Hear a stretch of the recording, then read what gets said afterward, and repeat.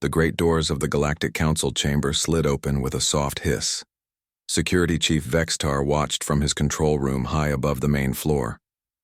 His 4 eyes tracked every movement as the newest species prepared to enter their first official meeting. The humans had been approved for membership just 3 cycles ago, and today they would take their place among the 47 other races that made up the council. Vextar's antennae twitched with worry. In his 300 years as head of Council Security, he had never seen anything like this. Every species that joined the council followed the same ancient protocols. They brought their diplomats, their translators, and most importantly, their armed guards. It was a matter of respect and tradition that went back thousands of years. The Zephyrian looked down at his security screens. The insectoid warriors from his own people carried plasma rifles that could cut through steel. The crystal beings called Vortani had energy shields that could stop a missile. The reptilian Keth brought guards with molecular disruptors that could turn an enemy to dust in seconds. Even the peaceful plant-like Florians had their root warriors armed with thorn launchers. But the humans? Vextar's mandibles clicked in confusion. The humans were different. Ambassador Sarah Chen walked into the chamber first.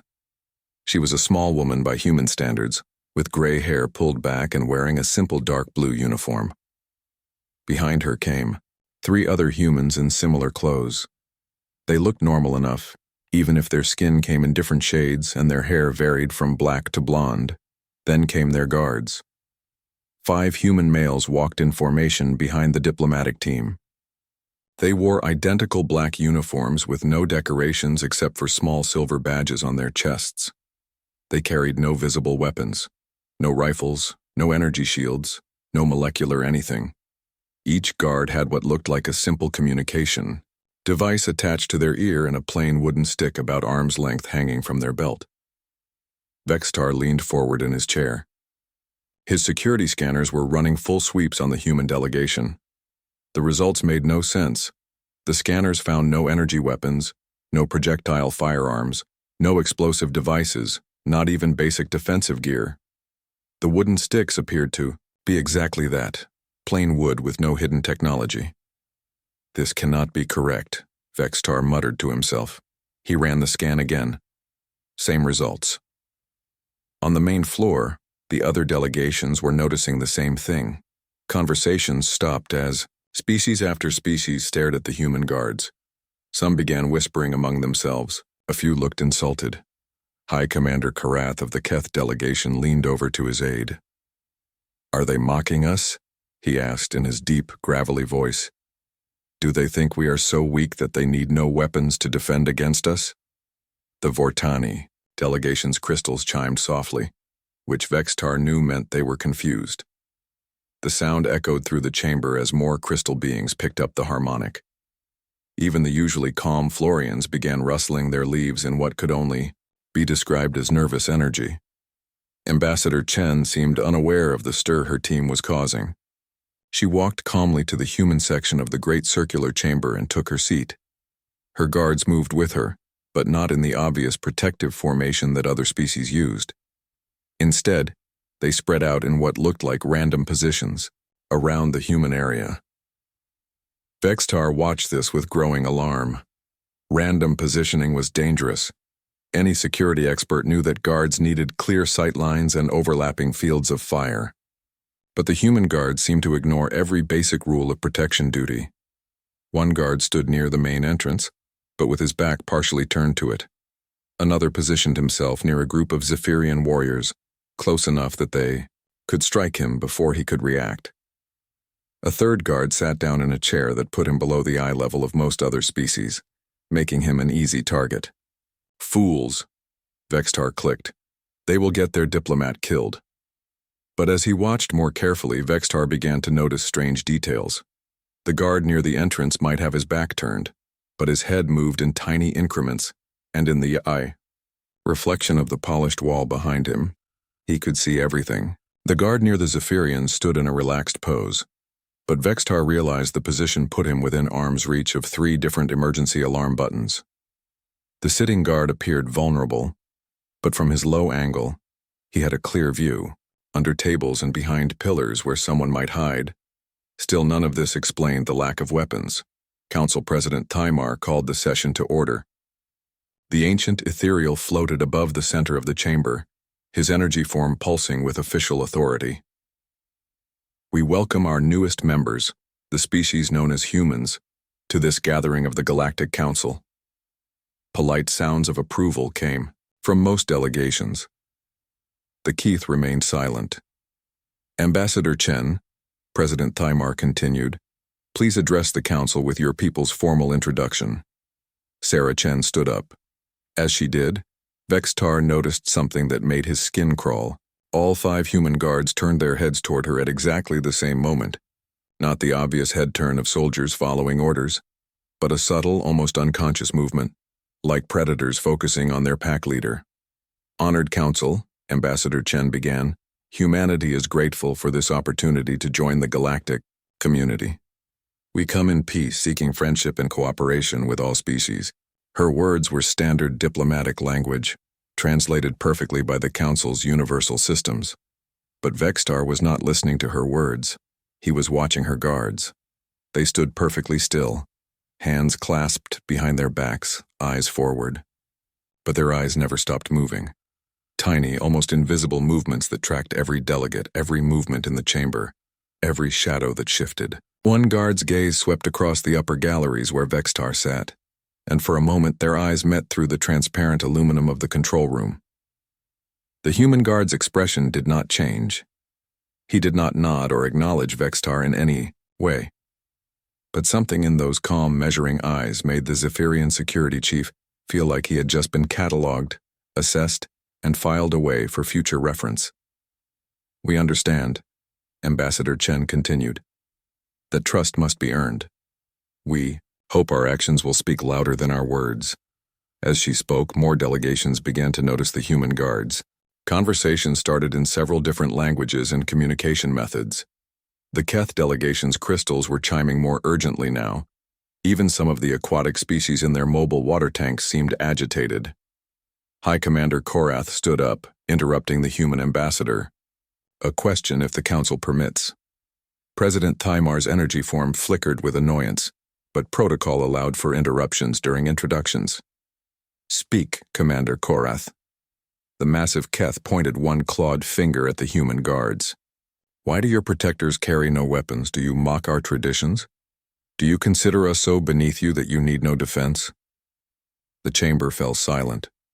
This was exactly the kind of diplomatic crisis that could end a species' membership before it truly began.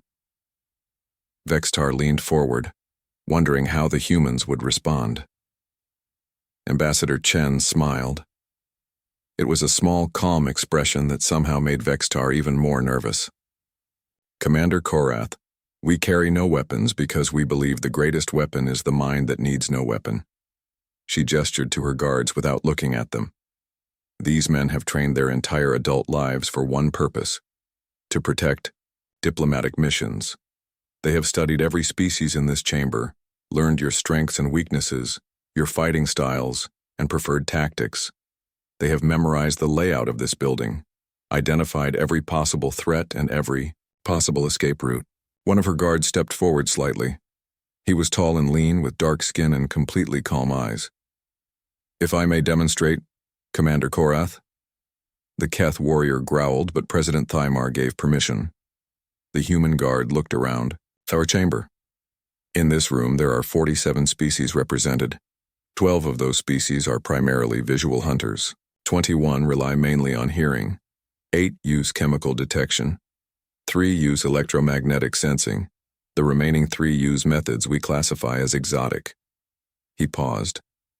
There are currently 238 individuals in this chamber. 112 are armed with energy weapons. 64 carry projectile weapons. 47 have blade weapons. 15 have what we consider exotic weapons. Vextar checked his own security readings. The numbers were exactly correct. The most dangerous individual in this room, the human, continued calmly, is the Vortani Crystal Singer in Section 7, Row 3. Her harmonic weapon could shatter the chamber's supports and kill everyone here in approximately 4 seconds. The mentioned Vortani's crystals went completely silent, in shock. The most protected individual is High Commander Korath himself. His personal shield generator could withstand a direct hit from a ship's cannon. Korath's eyes narrowed. And the most vulnerable individual, the human guard said, his eyes finding Vextar in the control room above, is Security Chief Vextar, because his position of authority makes him a priority target, but his location provides only one escape route. The chamber was dead silent. Ambassador Chen nodded to her guard, who stepped back into position. We carry no weapons, Commander Korath, because we are the weapon, and we find that the best weapon is one the 3 weeks had passed since humanity's first appearance at the Galactic Council. The initial shock of their weaponless guards had faded into the background noise of daily politics. Most species had decided the humans were either very brave or very stupid. A few thought they might be both. Security Chief Vextar had not forgotten. He found himself watching the human delegation more closely than any other group. Their guards continued to puzzle him. They stood in their same seemingly random positions, hands clasped behind their backs, wooden sticks hanging from their belts. But the more he observed them, the more he noticed patterns that should not exist. During the morning session on trade routes, one human guard had shifted position exactly 17 seconds before a Florian delegate stood up to speak. During the afternoon discussion on mining rights, another guard had turned his head toward the entrance 4 seconds before a late delegate arrived. It was as if they could predict movements before they happened. Today's session promised to be more challenging. The topic was territorial disputes in the outer spiral, where human expansion had come close to established Keth colonies. High Commander Korath had requested special permission to bring additional guards, claiming the matter was too important for standard security measures. Vexitar watched the Keth delegation enter the chamber. Korath came first, his massive reptilian frame covered in ceremonial battle armor that gleamed under the chamber's lights. Behind him walked 12 Keth warriors, instead of the usual 6. Each warrior carried a molecular disruptor rifle and wore full combat gear. Their scaled faces showed barely controlled aggression. The message was clear. The Keth were preparing for more than just diplomatic discussion. Ambassador Chen entered with her usual calm confidence. Her 4 diplomatic staff looked slightly more tense than normal, but they maintained their professional composure. Behind them came the same 5 guards as always. Same black uniforms, same simple communication devices, same wooden sticks. No additional security despite the Keth's obvious preparations for confrontation. As the human guards took their positions, Vextar noticed something different in their movements. It was subtle, so small that most beings would miss it entirely. But each guard's steps were slightly shorter today. Their breathing was deeper. Their eyes moved in quicker sweeps across the chamber. They knew something was going to happen. High Commander Korath wasted no time with diplomatic pleasantries. As soon as President Thymar called the session to order, the Keth leader stood and activated a holographic display showing star charts of the disputed region.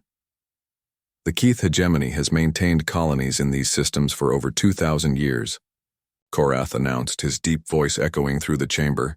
Now humans dare to claim planets that rightfully belong to us. Ambassador Chen remained seated as she responded. Commander Korath, the systems in question contain planets suitable for human colonization that show no signs of current Keth presence. Our surveys found abandoned mining equipment but no active colonies. Abandoned? Korath's roar made several smaller species flinch. Those are sacred sites, ancestral hunting grounds. No human has the right to set foot on soil blessed by Keth. Blood! The tension in the chamber jumped immediately. This was beyond normal diplomatic disagreement. Korath was invoking religious law, which made compromise nearly impossible. We had no knowledge of any sacred significance, Ambassador Chen replied calmly.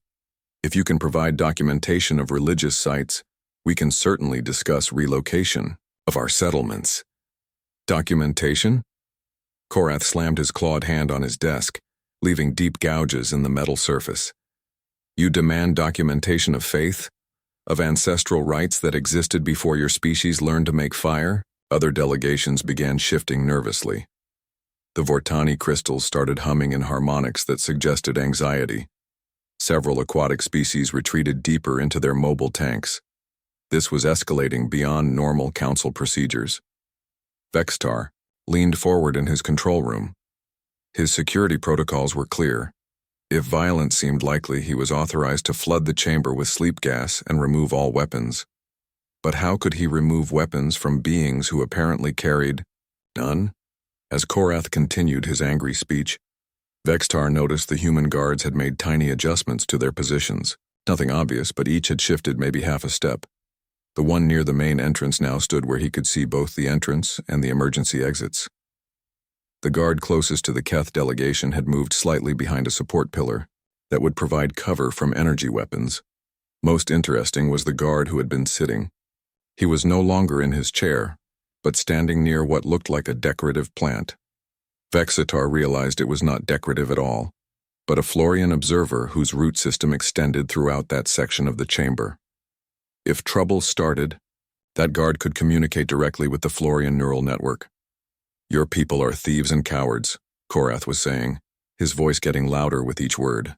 "You sneak into our territory like parasites, then hide behind council law when challenged." Ambassador Chen's expression never changed, but Vextar saw one of her guards touch his communication device. Just a brief contact, barely a second. But, immediately, all 5 guards shifted their weight forward onto the balls of their feet. They were preparing for action. "Commander Korath," Ambassador Chen said, "personal insults will not resolve this dispute. Perhaps we could arrange for a joint archaeological survey to identify any sites of religious significance." "Archaeological survey?" Korath laughed, a harsh sound that made his warriors bare their teeth in approval. "You think Keth's sacred sites need human approval? You think your soft hands can touch what our ancestors made holy?" He gestured to his warriors. "Show these humans what Keth strength looks like. Show them why they should fear to steal from us." The 12 Keth guards moved as one. They stepped forward into the center aisle, molecular disruptor rifles held across their chests, in what any military expert would recognize as a ready position, not quite aimed but close enough to be threatening. The chamber fell silent except for nervous breathing and the Vortani crystal's anxious chiming. Other species guards reacted immediately. The Zephyrian warriors raised their plasma rifles. The crystal beings activated their energy shields. Even the peaceful Florians extended defensive thorns from their arms, but the human guards did not move at all. Vextar stared at his screens in disbelief. Every other security force in the chamber was preparing for battle, and the humans stood perfectly still, with their hands clasped behind their backs. They looked completely unconcerned, as if 12 heavily armed warriors were not performing, an obvious threat display right in front of them. The Keth warriors began their traditional war dance. It was an ancient ritual meant to intimidate enemies before battle. They moved in synchronized steps, spinning their weapons in complex patterns while chanting in their native language. The meaning was clear to everyone present. This was what happened to those who crossed the Keth hegemony. The display was impressive and terrifying. The warriors were clearly experts, their weapons spinning and flashing in perfect coordination. Several delegates pushed back from their desks, trying to get farther from the potential violence. But the human guards still did not react. Korath noticed this too. His eyes fixed on the nearest human guard, a man with pale skin and light brown hair who stood less than 3 meters from the dancing warriors. The guard was watching the display, but his expression showed no fear, no concern, not even interest. He looked like someone watching a mildly boring performance. "You," Korath shouted over the war chant. "Human! Are you not impressed by Keth might? Do you not fear our warriors?" The human guard turned his head toward Korath. His movement was slow and deliberate, like someone who had just been asked a question during a lecture. "No, sir," the guard replied, calmly. "Should I be?" The simple question hung in the air. The Keth warriors faltered slightly in their dance, confused by the response. Korath's eyes blazed with fury. "Should you be? Should you be?" He gestured wildly at his warriors. "These are the finest fighters in the galaxy. Each one could defeat 10 of your kind. The human guard nodded politely. That may be true, sir, I wouldn't know. You wouldn't know? Korath could barely contain his rage. Look at them. Look at their weapons. Look at their skill. The human guard did look. His eyes moved across each Keth warrior in turn, studying their movements, their weapons, their positioning. His gaze was calm and analytical, like a teacher grading a student's work. I am looking, sir, he said finally. They are very impressive. But his tone suggested he was not impressed at all. He sounded like someone complimenting a child's drawing, polite, but not particularly moved. The war dance ended with the warriors forming a threatening semicircle around the human delegation. Their weapons were not quite pointed at anyone, but the implication was clear. Korath stepped forward until he was just arm's length from Ambassador Chen. Perhaps now you understand the price of stealing from the Keth hegemony.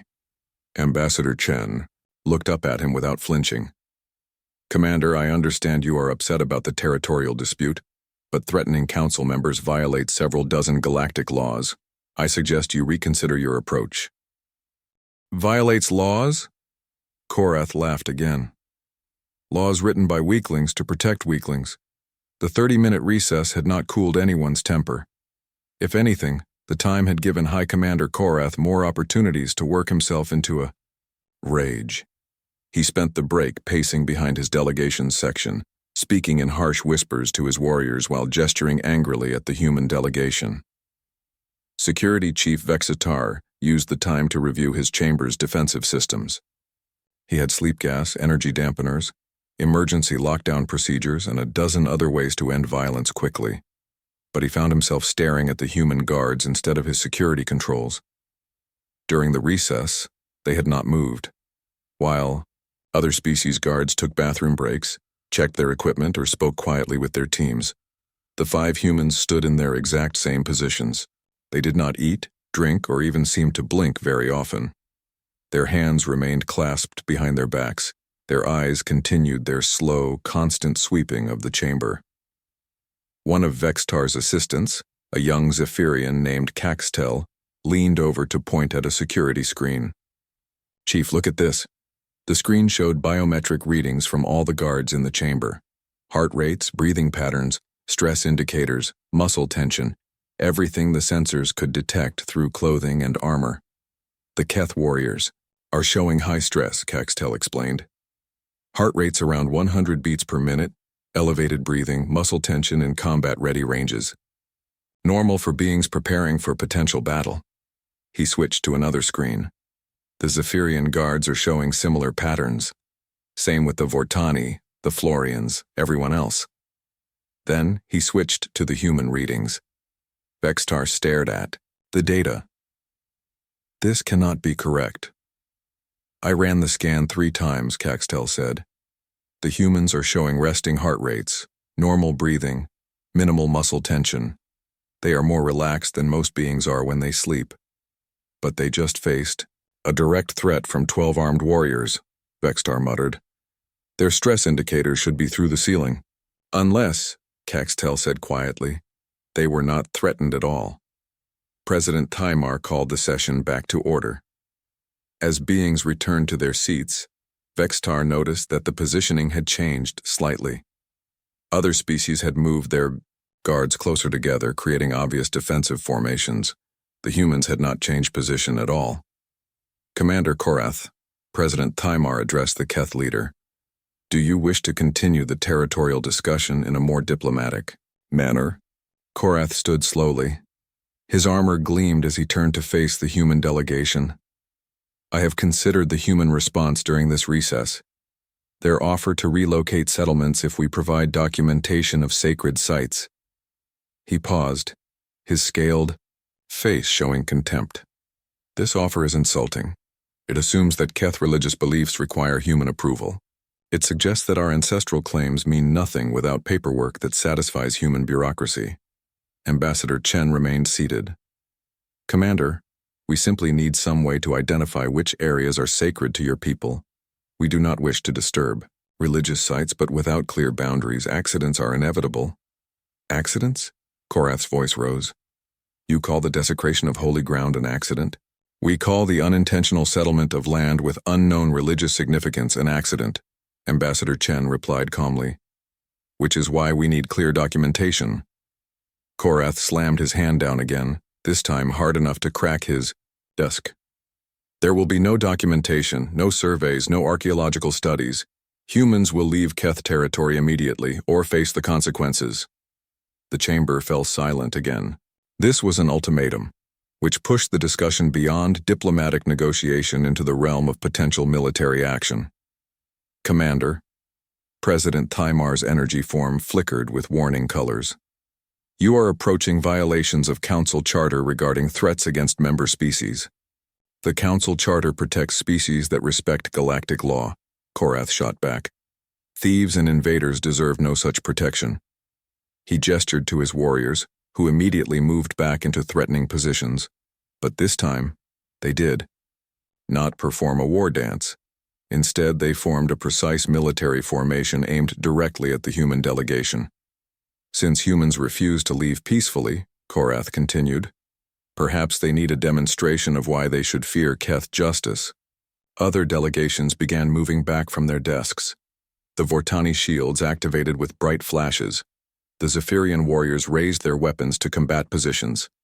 Even the peaceful Florians extended their defensive thorns and began releasing chemical warning signals that made the air taste bitter. But the human guard still did not move. Vextar leaned forward, his claws gripping his control panel. He was seconds away from flooding the chamber with sleep gas when something made him pause. One of the human guards, the tall one with dark skin who had spoken during their first session, took a single step forward. Just one step. Barely half. A meter. But it completely changed the dynamic in the chamber. Suddenly, he was no longer behind Ambassador Chen, but beside her. No longer hidden by furniture, but in clear view of everyone. No longer in a defensive position, but standing in Maichio, the open where he could be easily targeted. It should have made him more vulnerable. Instead, it made every warrior in the chamber more nervous. Commander Korath, the guard said, his voice carrying clearly through the chamber. May I ask you a question? Korath glared at him. You may ask. I may not answer. How many warriors did you bring today? Korath looked puzzled by the simple question. 12. The finest the hegemony has to offer. The human guard nodded. And how many weapons do they carry? 12 molecular disruptor rifles, plus personal blade weapons, Korath answered, clearly confused about where this was leading. Thank you, the guard said politely. Then he looked around the chamber, his gaze moving systematically from delegation to delegation. The Zephyrian delegation has 6 guards with plasma rifles, he said, as if giving a lecture. The Vortani have 8 shield bearers with energy projectors. The Florian section includes 3 root warriors with thorn launchers. The aquatic delegations have underwater fighting specialists with sonic weapons. He continued around the entire chamber, listing every delegation's security complement with perfect accuracy. Species that Vextar knew kept their guard numbers. Secret found themselves exposed as the human calmly recited exact figures. In total, the guard concluded, there are currently 143 armed beings in this chamber, carrying weapons that could level a small city. Korath's confusion was turning to anger. What is your point, human? The guard's eyes met his directly. My point, Commander, is that you seem to believe numbers matter. Numbers do matter, Korath roared. 12 against 5, armed warriors against defenseless weaklings. Defenseless, the human repeated, as if considering the word. That is an interesting assumption. He took another step forward, moving even farther from any cover. Now he stood completely exposed in the center aisle, within easy range of every weapon in the chamber. May I demonstrate something? The guard asked President Thymar. The ancient ethereal's energy form pulsed uncertainly. What kind of demonstration? A counting exercise, the guard replied. Like the one we did during recess. Vextar felt his blood chill. Whatever the humans had been counting during the break, it had not been idle curiosity. President Thymar gave reluctant permission.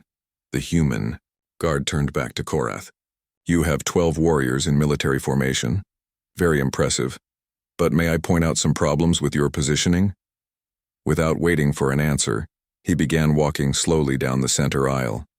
As he moved, he gestured casually toward different sections of the chamber. Your lead warrior is standing directly under emergency lighting system 7. If those lights were to fail suddenly, he would be blind for approximately 4 seconds. More than enough time for someone to close the distance. The lead Keth warrior looked up nervously at the lights above his head. Your second rank is positioned behind support pillar C4. The human continued, still walking at an easy pace. That pillar is decorative, not structural. It would not stop a determined charge, but it would hide an attacker until the last second. He paused in front of the Keth formation, close enough that the nearest warrior could have grabbed him. Your rear guard is standing with his back to the Florian section. He probably does not know that Florian roots extend throughout the chamber floor. If they wanted to, they could trip him without him ever seeing it coming. Korath's eyes were blazing, but the human was not finished. Most importantly, the guard said, your entire formation assumes that your enemies will attack from the front. You have no rear security, no overhead watch, and no protection against attacks from the sides. He gestured toward his 4 colleagues who still stood in their seemingly random positions around the chamber. My colleagues and I spent the recess counting. We counted your positions, your sight lines, your reaction times. We counted the distance between each warrior and the nearest cover. We counted how long it would take to cross each section of the chamber. We counted the optimal angles for approach and retreat. His voice remained calm and conversational, but something in his tone made the entire chamber hold its breath. We counted, he said simply, how long it would take to neutralize each threat in. The alarm started as a low, pulsing tone that meant general alert. Within seconds, it escalated to the sharp, urgent wail that every council member knew meant immediate threat to life. Security Chief Vextar was on his feet before the second pulse, his 4 eyes scanning every monitor in his control room. The chamber had been tense since the human guard's ominous warning about counting exits, but nothing had prepared him for this. Report! He barked at his assistants. Multiple breach points, Caxtel called out, his young voice cracking with stress. Emergency exits 7 through 12, intruders moving fast through the maintenance corridors. Another assistant added, energy weapon signatures detected, military-grade equipment, at least 15 hostiles, possibly more. Vextar's mandibles clicked rapidly as he processed the information. The pure galaxy movement had been making threats for months about cleansing the Council of Inferior Species, but no one had taken them seriously enough to expect a direct assault. Lock down all exits, he ordered. Activate defensive barriers, deploy security teams to... He stopped mid-sentence as his screens showed him something impossible. The intruders were not breaking into the chamber. They were already inside. Figures in black combat suits materialized from hidden access panels that Vextar had not even known existed. They moved with military precision, carrying energy rifles that could punch through ship hulls. Their faces were covered by masks that showed the pure galaxy symbol, a stylized galaxy with most of the stars crossed out. How did they get past our scanners? Vextar demanded. Unknown, Caxtel replied frantically. They must have been planning this for months. They knew our security systems better than we do. On the main floor of the chamber, panic erupted immediately. Delegates scrambled away from their desks as armed figures emerged from concealment all around the circular room. Some species tried to activate personal shields. Others dove for cover behind furniture. The aquatic delegations sealed their mobile tanks, while the Florians extended every defensive thorn they possessed. But the attackers had positioned themselves perfectly. Every delegation found weapons pointed at them from multiple angles. Escape routes were blocked. Emergency exits were covered by hostile fire. Citizens of the galaxy, one of the attackers announced, his voice amplified through stolen council communication systems. You are witnessing the beginning of galactic purification. Too long have inferior species corrupted our shared space with their weakness and primitive thinking. High Commander Korath roared in rage and charged toward the nearest attacker, but 3 energy bolts struck him simultaneously. His personal shields absorbed most of the damage, but the impact sent him crashing into a support pillar. His 12 warriors tried to return fire, but they found themselves surrounded and outnumbered. The attack had been planned with devastating precision. Every species' defensive capabilities had been studied and countered. The Zephyrian plasma rifles were jammed by some kind of electromagnetic field. The Vortani energy shields flickered and failed as the attackers used specific frequencies designed to disrupt their crystal matrix. Even the Florian root network was being blocked by chemical suppressants pumped into the chamber's air system. Vextar watched in horror as his carefully planned security measures crumbled. 17 different species were under direct threat, and his response protocols were useless against enemies who had clearly been planning this assault for months. Then his cameras focused on the human delegation. Ambassador Chen and her diplomatic staff had taken cover behind their overturned desks just like everyone else, but her 5 guards had not moved at all. They stood in their same positions, hands still clasped behind their backs, watching the chaos with the same calm expression they always wore. Energy bolts were flying around them. Other beings were screaming, fighting, or diving for cover. The chamber had erupted into a battlefield, and the human guards looked mildly interested, as if they were watching a moderately entertaining performance. "Target the humans," the lead attacker commanded. "Pure galaxy intelligence indicates they are the newest threat to galactic order. Their expansion must be stopped permanently." 4 attackers turned their weapons toward the human delegation. Ambassador Chen pressed herself lower behind her desk, but her guards made no move to take cover. The first energy bolt was aimed at the tall guard with dark skin who had been speaking to Korath earlier. The bolt should have hit him center mass, but somehow it missed.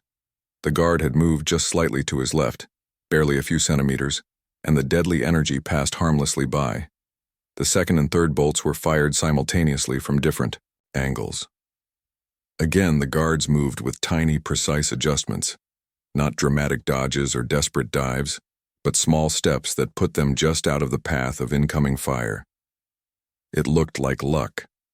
But Vextar had been watching these humans for weeks, and he knew luck had nothing to do with it. "Impossible," one of the attackers snarled. "No one moves that fast without enhanced reflexes." He aimed more carefully and fired again. This time, the human guard did something that made Vexitar's eyes widen in shock. He caught the energy bolt, not with his hands but with the wooden stick hanging from his belt. In one fluid motion, he drew the simple piece of wood and positioned it so that the energy bolt struck it directly. Instead of burning through the wood, the bolt was somehow deflected harmlessly toward the ceiling. "What kind of wood deflects? Energy weapons?" Caxtel whispered. Vextar did not answer because he was watching something even more impossible unfold on his screens. The 5 human guards were moving, not running, not charging, not doing anything dramatic. They simply walked calmly toward the nearest attackers, their wooden sticks now in their hands. They moved at exactly the same pace they always used, slow, measured, completely unthreatening. But somehow, attackers started falling. The first one went down when a human guard appeared behind him.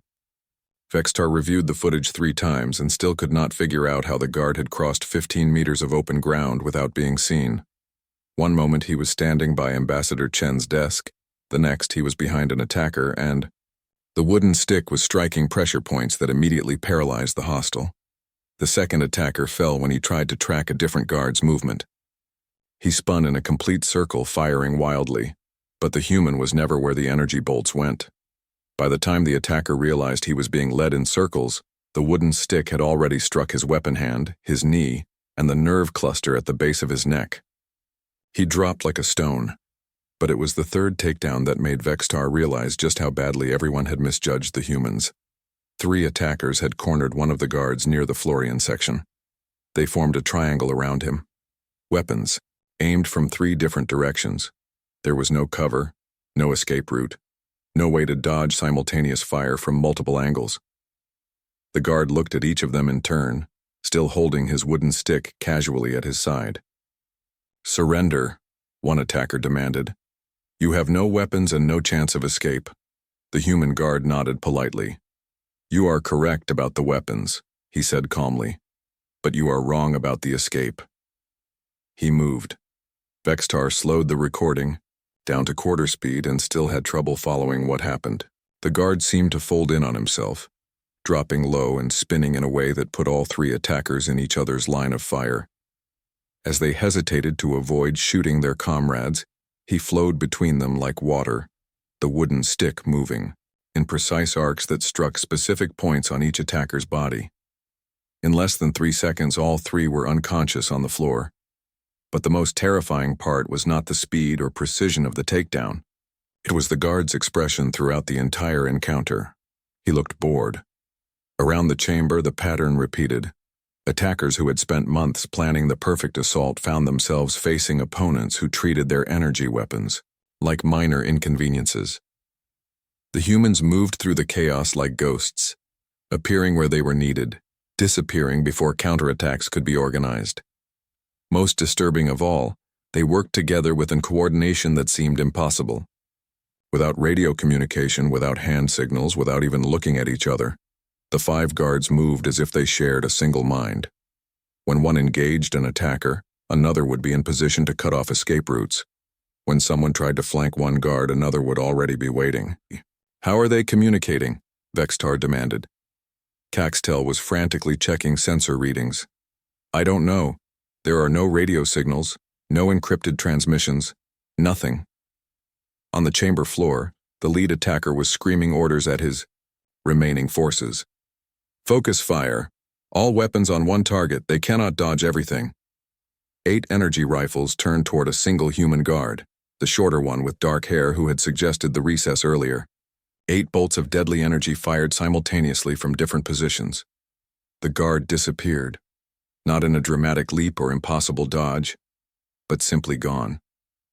One moment he was standing in the center aisle, the next he was not there. The energy, bolts struck empty air, and confused attackers spun around trying to find their target. He reappeared behind their line, moving among them like a dancer. His wooden stick struck weapons from hands, feet from under bodies, pressure points that dropped armed opponents instantly. By the time the other attackers the emergency medical teams worked quickly to treat the wounded and remove the unconscious attackers. 17 pure galaxy extremists had been neutralized, without a single death, something that amazed the medical staff more than anyone else. Energy weapon injuries were usually fatal or permanently disabling, but somehow the human guards had managed to defeat armed opponents using only non-lethal force. Security Chief Vextar stood in the center of the chamber, supervising the cleanup, while trying to process what he had witnessed.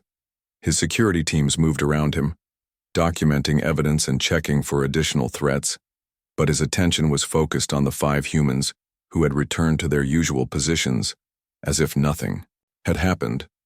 High Commander Korath approached slowly. The massive Keth leader's armor was scorched from energy weapon hits, and he moved with obvious pain from his collision with the support pillar. But his eyes were fixed on the human guards, with an expression Vextar had never seen before on a Keth face. Respect mixed with something that might have been fear. "Ambassador Chen," Korath said formally, "the Keth hegemony owes humanity a debt of honor. Your guard saved many lives today." Ambassador Chen looked up from her discussion with President Thymar. "Thank you, Commander. But my guards were simply doing their job." "Their job," Korath repeated slowly. He looked at the unconscious attackers being carried out on medical stretchers. 17 armed terrorists defeated by 5 beings with wooden sticks. That is not a normal job. One of the human guards, the tall one who had been explaining about counting exits, stepped forward slightly. "Sir, may I correct something you said earlier?" Korath nodded, still staring at the guard as if seeing him clearly for the first time. "You said we carry wooden sticks," the guard continued politely. "That is not exactly accurate." He drew his weapon from his belt and held it up for everyone to see. It looked like a simple piece of polished wood, roughly arm length with no obvious modifications or hidden technology. "This is called a tonfa," the guard explained. "It is a traditional human martial arts weapon that has been used for over 1,000 years. But you are right that it is made of wood." Vextar leaned closer, his security scanners still showing no energy signatures or hidden mechanisms in the simple wooden rod. "How?" the security chief asked. Does a piece of wood deflect energy weapons? The guard smiled slightly. It does not, but it does not need to. He demonstrated by moving the tonfa in a complex pattern around his body. His movements were fluid and precise, creating what appeared to be a defensive barrier of spinning wood. Energy weapons fire in straight lines, he explained while continuing the demonstration. They move at known speeds and follow predictable paths. If you know the timing, you can position a solid object to intercept the energy beam at exactly the right angle to deflect it safely. But the calculations required, one of the Vortani delegates chimed with confused harmonics. The precision needed, the split-second timing, no biological mind could process all those variables fast enough. The human guard stopped his demonstration and looked at the crystal being. You are correct, no single mind could do it, he gestured to his 4 colleagues. But we do not use single minds. We use collective processing. Ambassador Chen stepped forward to explain. Our diplomatic security teams trained together for years before assignment. They learn to think and move as a single unit. Each guard processes different aspects of a threat situation and shares information with the others through micro-expressions, body language, and positioning cues too subtle for most species to detect. That is why, another guard added, we do not carry communication devices. We do not need them. We are the communication device. Vextar thought back to all the times he had watched the humans and noticed their perfect coordination. The positioning that looks random, he said slowly, it creates a sensor network. Exactly, the first guard confirmed. 5 beings in optimal positions can monitor every angle, every movement, every potential threat in a space like this. We see everything, and we see it from multiple perspectives simultaneously. President Tymar's energy form pulsed with what Vextar recognized as deep thought. This explains your calm during confrontations. You were not threatened because you had already calculated every possible outcome.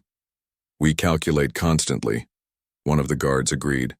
Threat assessment, response options, environmental factors, escape routes, collateral damage potential. By the time violence actually starts, we have already planned our response to every possible scenario. High Commander Korath was shaking his massive head slowly. This is why you told me to count exits. You had already counted everything else. Yes, sir, the guard replied. We knew that if fighting started, the attackers would try to control the exits to prevent escape.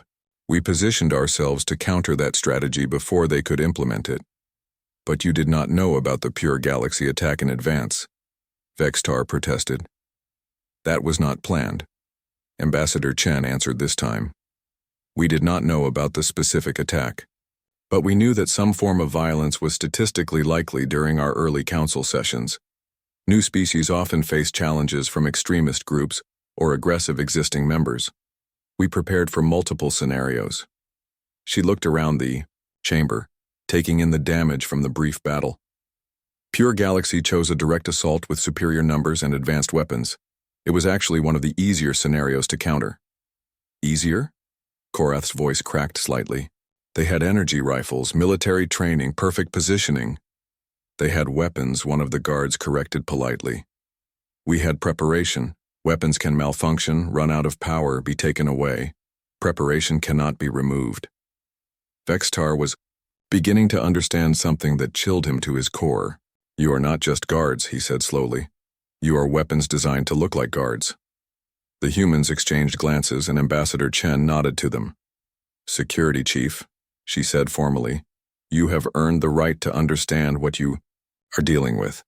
My guards are graduates of the Human Diplomatic Protection Program. It is the most intensive combat training system our species has ever developed. She paused, choosing her words carefully. Every guard in this program has studied every known species in the galaxy. They know your strengths, your weaknesses, your fighting styles, your technology, your psychology. They have trained against simulated opponents modeled after each species' capabilities. One of the guards added, we know that Keth warriors rely on strength and direct assault tactics but have poor peripheral vision due to their eye placement. We know that Zephyrian plasma rifles have a 1-second charging delay between shots. We know that Vortani shields can be disrupted by specific sonic frequencies. We know, another guard continued, that Florian root networks communicate through chemical signals that can be predicted and countered. We know that aquatic species have limited mobility outside their tanks. We know the exact specifications of every weapon system in this chamber. The silence that followed was profound and uncomfortable. Every delegation was realizing that the humans had been studying them, learning their secrets, preparing to fight them if necessary.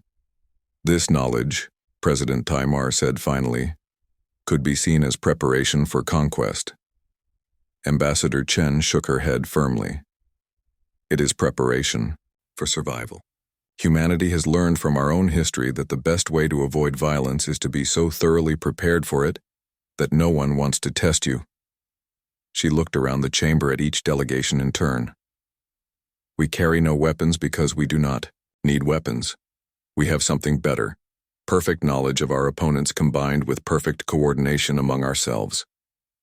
But why reveal this now? Vextar asked. You could have maintained the illusion of harmlessness. Because, Ambassador Chen replied, the illusion was never the goal. Understanding was the goal.